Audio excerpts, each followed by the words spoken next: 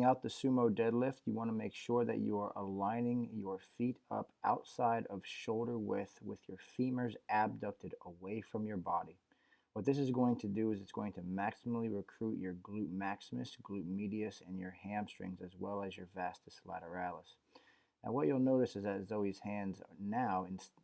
much different than the conventional deadlift, are actually inside of her legs. This creates the opportunity to have free moving space so that your arms do not get in the way of your legs moving. Another thing you're going to notice in the same exact thing that we did on the conventional deadlift is that she is maintaining an upright torso position throughout the lift, making sure that her upper back is staying tight throughout the range of motion and she's able to execute the movement pattern with the emphasis being on the muscle group she's trying to target, which in this case are going to be the hamstrings, adductors, abductors, glute maximus, glute medius, her core, and her upper back.